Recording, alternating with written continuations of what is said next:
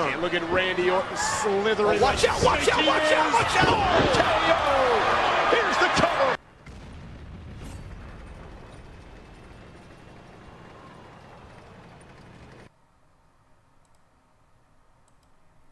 Hey, what's up guys? And we're back here today with Vid, and this time we are actually going to be in the Manticore, once again actually, on a game on Live Oaks, which is a pretty good map for scout tanks, especially when you get this spawn.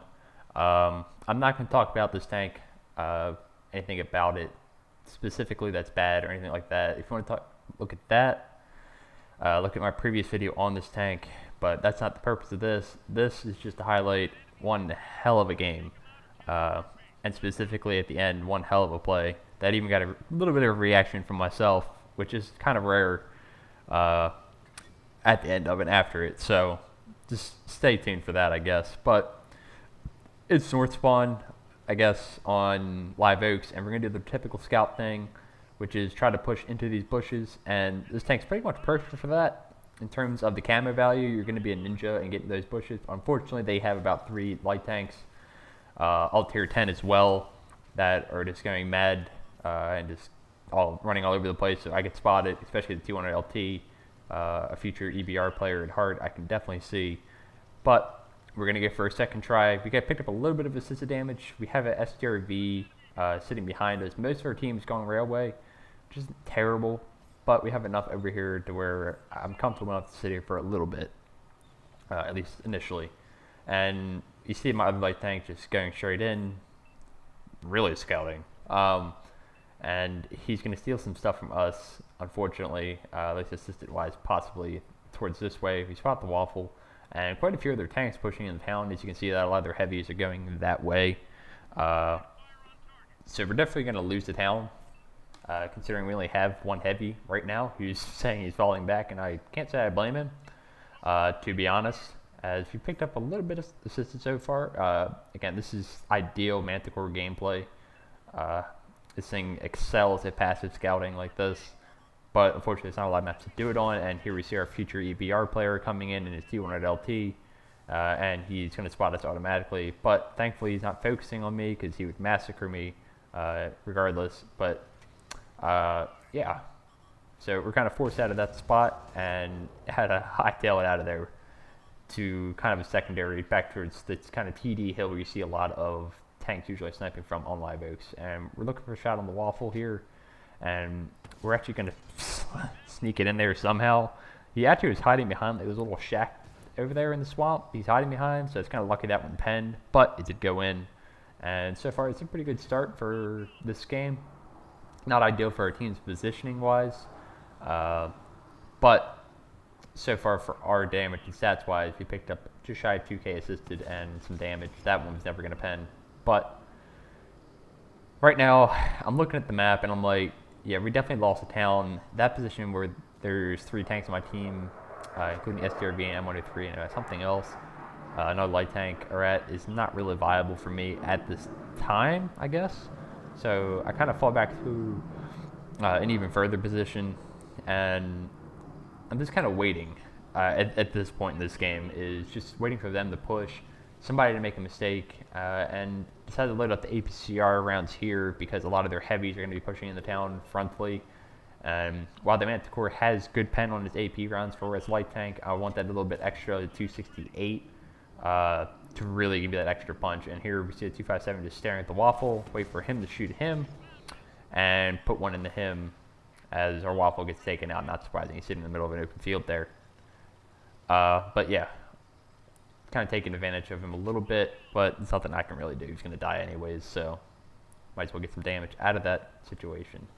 And now for the next couple minutes, I'm going to kind of play around in this set of bushes here. And these can be really useful, actually, if the game plays out like this in the light tank. Fortunately, there we weren't double wishing, or they were still transparent, I suppose. As we see a couple of shots, well, more than a couple of shots, and miss us in return. That includes a Conqueror T95, who we'll see later in the game, and a few other tanks that are still sat in the back there. And we put an important shot into the 13105 here, Again, I'm in the Manticore. We know some of the weaknesses of this tank, obviously, and fighting other scouts is definitely one of them. So if I can get an easy shot of damage on a light tank, I'm going to focus them. And plus, this game is very heavy tank oriented, this match specifically. So whoever has that vision control is going to have a pretty good advantage, especially now that the fight has gone from out of the town into the more open areas of this map. So basically, having that kind of control would be very, very nice for me, even though this game's still very close, and our team's actually defending this pretty well. That was kind of a poor shot. It went too low for us to really do anything, so kind of on me there. And we see the 13-105 pushing in. Again, my attention's on him if I can. Aim that one. Again, not a best shot by myself at all. And I'm already positioned backwards to get the hell out of there, so we're going to do just that and fall back again a little bit more. And at this point, I'm like, okay, that position is not really viable either because they pushed up onto that hill where we were at initially. So now we're going to go back to the railroad tracks and give ourselves a little bit more distance to work with. And that's what you want to do in this tank. You don't want to be up close doing what this like 13-105 is doing. And I wait for him to come up. I actually didn't shoot the 705 because I knew the 13-105 was thirsty for the M103, and we put another shot into him, which is again a key shot. We're not doing damage super quickly, obviously, in this tank, but if we can get those key shots like that, they're going to help us in the long run of this game. And I can already tell this game's going to be a longer one just because it's very close, and both teams are kind of in a stalemate at this point. We have the railroad tracks. The other team has more of the map, but this is still a very strong position, especially with our tanks up on the A9, B9 kind of area that they're focused on. And they're not focused on me over here that much at all, especially when I'm unspotted. And this is basically turning into quote-unquote a turkey shoot because I'm just have free shots for days on these guys. And this is very nice. This is what you want to be in any light tank. Obviously, this thing has a little bit of an issue doing the damage, but we're able to put some pretty consistent shots downrange here at these guys as they're focused on, I think, that was the AMX, and then there's also an IS-4, I believe. I'm not totally sure. It's some Russian tank, or SC-1, I think it is. He's going to be in a good position here, too, because one, there's no arty, and secondly, he's going to be pretty hauled down in that position. And then we spot the 13-105. He's flanked him. He's a one-shot, obviously, from earlier. We're going to line it up and take him out. That's a very, very, very important kill. Again, giving us complete vision on this side of the map. As you see, their light tank is on the other side. Their T-95 is on the other side, and now their Conqueror is pushing on the other side as well. And we were able to sneak one into the Conqueror as he goes through the swamp for some reason. Not really the ideal place to take your heavy tank, especially when there's still a light tank that has not been spotted. We put another one into him as well, and he's going to get away at this point to the other side out of my rear range. And I can't really do anything about that. We still have two heavies over there, so they'll have to be dealing with that. Versus me, I have three heavy tanks in front of me myself now, but I'm not worried still. They're all on fairly low health, either one or two shots for myself, and I'm fairly confident in my crew's ability to outspot them, as this one's a bad shot because it goes into the building that's down there as well. And now we see the T10 is capping, which is pretty not a good, it's not a great play. Their play here would probably be a little, probably to back off actually, I would say.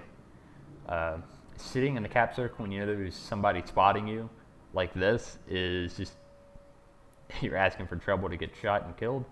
As you see, we're trying to kill him with the AP, but luckily we saved one APCR because AP was not working on this guy at all frontally at this kind of range with the pen drop off and tier 10 lights, so it's not too surprising.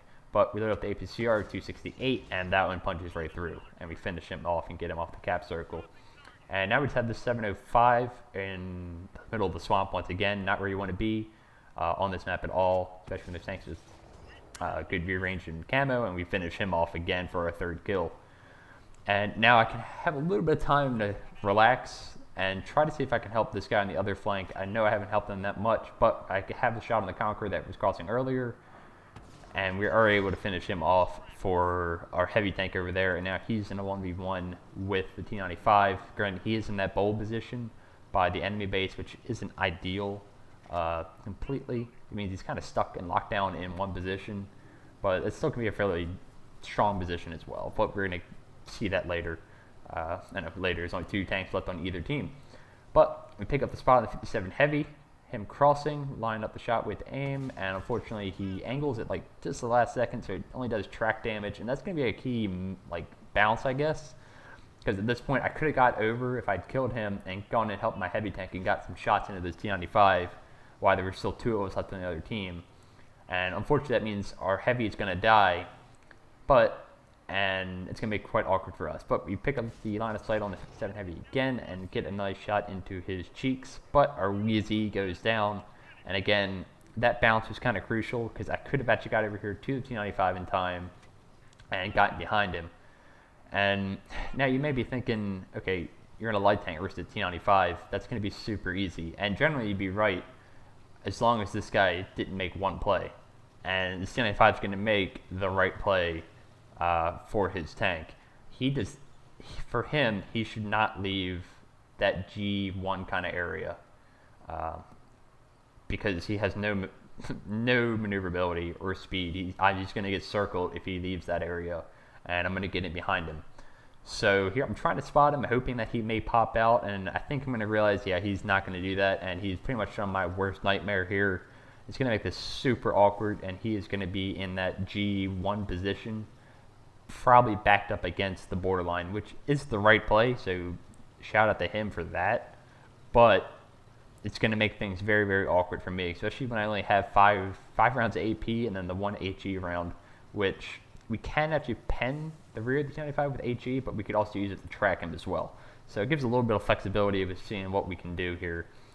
And at this point, I'm just going to go in, see which way he's looking, and see if I can't maybe get a nice shot while he's looking maybe the different other direction. I know he's in here, and sure enough, there he is. He's backed up against the map border, and here he's still on flat ground, so I can get a little bit of shot on him, and we do actually get his cupola. We're only going to be able to really pen that shot consistently if he's on the flat ground on the bottom of the bowl. As soon as he starts coming up the incline towards me, that's a really poor shot to take with just the standard AP rounds, because the slope back angle will make that very effective, and it'll be just kind of awkward to hit. It won't be a pen likely. So we're just trying to play chicken here a little bit, see if we can't get him thinking maybe we're going the other way. I don't know. At this point, this is a very awkward situation for myself because there's also no corpses where I could maybe use in the cap circle to do that. He's sat in a perfect position of what he should be doing in the situation. And here I leave the HE thinking maybe I can track him. We do a whopping 9 damage. We do track him, and I'm hoping maybe his repair speed isn't good. Possibility. But it is unfortunately too good for our reload. And now we're going to go to plan B, which is I'm going to go to the cap circle. I don't plan to actually cap here at all. If I do, it's a miracle. It would be nice if some tank had died in here and I could sit behind it. It would have been an easy win because I could lure him out. But I'm still going to use this cap to try to lure him out of that bowl and into a position where I can pounce on him, basically. And I don't want to sit still in the cap because I don't want to lose my momentum. I want to keep moving, and as soon as I see him get spotted, I'm going to use my momentum to go towards him and try to get him before he can back up towards that map border once again. So that's very important. That's why I'm just going in circles at this point, and there we go. He's spotted. He's going towards me, and I forced him out of his position, out of his comfort zone a little bit, and I'm deking, going a little bit that way, a little bit this way, and I have a little bit of opportunity to get in here behind him, and we do. We get in behind the T95, and here if he had turned left, he would have got me. Well, not got me, he would have forced me out, but he does a little bit of misplay there, pulls forward, and yeah, we're not going to fumble this now. He's completely at my mercy, even with my reload, and with our second to last shell of the game, we should reload in a couple seconds and finish him off for our top gun. There we go. That was very relief. One hell of a play. I think I even said something about it at the end of that after we pick up our top gun, 7k damage and 2200 assisted there. It's not rare. It's not often that I am impressed by what I just did. At the end of this game felt pretty good to make that play. Yeah, it felt good. So nice game in the Manticore of all tanks. This 1849 base XP, and yeah, just it was pretty much the perfect setup for this game. Everything about it from start to finish, and just an absolutely blast to play. So still like this tank. I know it's not the best, but yeah, hopefully you guys enjoyed that as much as I did playing it, and I will catch you guys next time. See ya. Peace.